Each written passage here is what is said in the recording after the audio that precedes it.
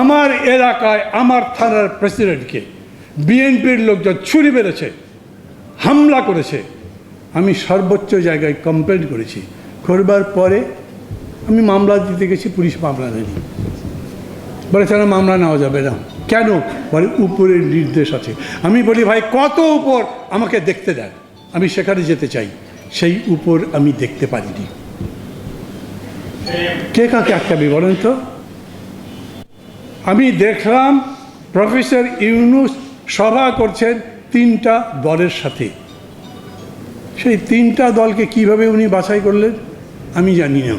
ওই 3 জনকে ডাকবার পরের বক্তব্য প্রফেসর ইউনূসের, উনি ঘোষণা করেছেন দৃঢ়তার সঙ্গে আগামী ফেব্রুয়ারিতে নির্বাচন হবেই। আমি এখন যাব, মানে এখন 5টায় সভা, গিয়ে তাকে জিজ্ঞেস করবো স্যার ভোটটা কীভাবে হবে। কোনো এলাকায় পুলিশ কারো কথা শোনে না। সরকার বলে কিছু আছে, সাদা পাথর চলে যায়, বালু চলে যায়, সরকার ঠেকাতে পারে? বিভিন্ন জায়গাতে যতগুলো ঘটনা হচ্ছে, পুলিশগুলো তো আমি সবসময় বলি হাড়ে হারামজাদা একটা না। সমস্ত বাহিনীকে আমি গাল দিচ্ছি না। 15 বছর ধরে একটা নির্যাতনকারী সরকার যদি তাদের উপরে সমস্ত অন্যায় নির্দেশ দেয়, তাকে পালন করতে বাধ্য করে, তাহলে সেই বাহিনীর অবস্থা কি হয়? মানুষ খেপে ভূত। আন্দোলনের মধ্যে পিটাতে পিটাতে মেরে ফেলেছে অনেকগুলো পুলিশকে, গাছের মধ্যে লটকে রেখেছে। পুলিশের মধ্যে তো একটা ট্রমা আছে, ভয় পায়, যেতে চায় না। মানুষের সঙ্গে গেলে আবার যদি আগের আচরণ করে।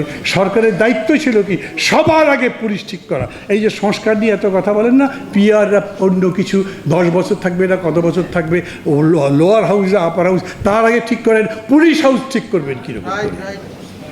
না, আমি আমার কথা বলছি না, প্রফেসর ইউনূসই তো বলেছেন আমাদের টপ প্রায়োরিটি হলো পুলিশ অ্যাডমিনিস্ট্রেশন ঠিক করা। আমি আজকে 13 মাস পরে সরকারকে জিজ্ঞেস করতে পারি কি অবস্থা এখন পুলিশ অ্যাডমিনিস্ট্রেশনের? পুলিশ কোন জায়গাতে দায়িত্ব পালন করছে? আপনি কৃষি বিশ্ববিদ্যালয়ে দেখেন কী অবস্থা, আপনি দেখেন রাজশাহী বিশ্ববিদ্যালয়ের কী অবস্থা। প্রত্যেক জায়গাতে স্থানীয় লোকজনের সাথে বিশ্ববিদ্যালয়ের ছাত্রদের গোলমাল হয়। কেন? এতগুলো বছর অন্যান্য যারা যারা ক্ষমতায় ছিল তাদের কাছে প্রশ্ন করছি না, কিন্তু এই সরকার আসবার পরে এগুলোর কোনো বিহিত করবেন না। অবাক লাগে না রাত্রেবেলা প্রক্টর ভাইস চ্যান্সেলর ফেসবুকে কাঁদছেন, সারা দেশের মানুষের কাছে বলছেন আমরা এত অসহায়, আমাদেরকে বাঁচান। বাঁচাতে যায়নি কেউ। তাহলে ভোটের দিনে ক্যান্ডিডেটকে ধরে পিটাতে থাকবে কেউ, ক্যান্ডিডেট কাঁদতে থাকবে, বলবে ভাই আমাকে বাঁচান, কেউ বাঁচাতে আসবে না। হতে পারে না এরকম? আমার বক্তৃতা কি নির্বাচনের বিরুদ্ধে যাচ্ছে নাকি? মানে আমি কিন্তু এই জন্যই বলছি, এত কিছুর পরেও আমি বলছি ভোট ছাড়া তো আমার বিকল্প নাই। কথাগুলো তুলছে এই কারণে আমি আপনাদের কাছে বলছি, আমি প্রফেসর ইউনূসকে এগুলো বলতে চাই। উনি আমার শিক্ষক ছিলেন, আমি প্রায় সবাই বলি, তার কাছে আমার অনেক ঋণ। আমি ব্যক্তিগতভাবে থেকে খুবই পছন্দ করি। Is a nice man, honest performer এবং ড্রিমার। কিন্তু এখন Shakib Al Hasan may be the best cricketer of the world, but as a footballer উনি কি? কিছুই না। আমাদের প্রফেসর ইউনূস বিশাল মানুষ, কিন্তু পার্টি করতে গেছেন নাগরিক শক্তি, SMS করে করে পার্টি করতে শুরু করেছেন। হয়েছে ওইটা? আমরা তার সাথে দেখা করে প্রস্তাব করলাম যে আপনার উচিত হবে সমস্ত পার্টিগুলোকে নিয়ে একটা কাউন্সিল করেন, যখন যখন দরকার বসবেন, কথা বলবেন, ক্রাইসিস হবে তাদের সাথে কথা বলে সিদ্ধান্ত নিয়ে সেইভাবে দেশ চালান। একদিনও ডাকেন নাই। যখন ক্রাইসিস হয় তখন ডাকে।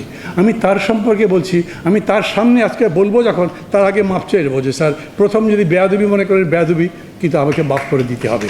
কিন্তু এই কথাগুলো বলা দরকার বলছি কেন? অত বড় একজন মানুষও যখন পারবে না, তখন দেশের মানুষ সম্পূর্ণ হতাশ হয়ে যাবে। আমার নিজের কাছেও হতাশ লাগে এত সম্ভাবনা নিয়ে। একটা সরকারকে ভেবে দেখেন, এত কিছু করবার পরে আমরা কোনো রাজনৈতিক দল তার বিরুদ্ধে কিছু বলি নাই, তাকেই সমর্থন করেছি, এখনও করি, এবং মনে করি নির্বাচন তার আন্ডারেই হবে এবং তাকে দিয়েই আমরা শেষ পর্যন্ত এই নির্বাচনী বৈতরণী পার হব। কিন্তু এরকম তো ভয় হয়, পারবেন তো? একদিন তো রাত করে পদত্যাগ করে নাকি চলে গেছেন, আমি জানি না। ওই যে কী বলে নাইট বললো, সেটা পত্রিকায় ছাপা হলো, আমরা দেখা করলাম, তখন বললো না ওসব ঠিক হয়ে গেছে, মনটা খারাপ হয়ে গেছিলো, পারি কি না পারি সেই জন্যে। এখন জানতে চাইব, পারেন বলে বিশ্বাস করেন? যদি বিশ্বাস করেন তাহলে আমাদের পরামর্শ শুনে এই কাজগুলো করতে হবে, পুলিশ অ্যাডমিনিস্ট্রেশন ঠিক করতে হবে।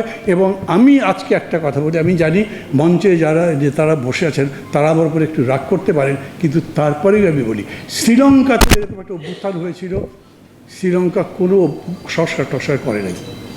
শ্রীলঙ্কা একটা ভালো নির্বাচন করেছিল, কত বড় ক্রাইসিসে পড়েছিল, বাংলাদেশ থেকে টাকা ধার দিয়েছিল ওরা, সেই টাকা শোধ করে দিয়েছে।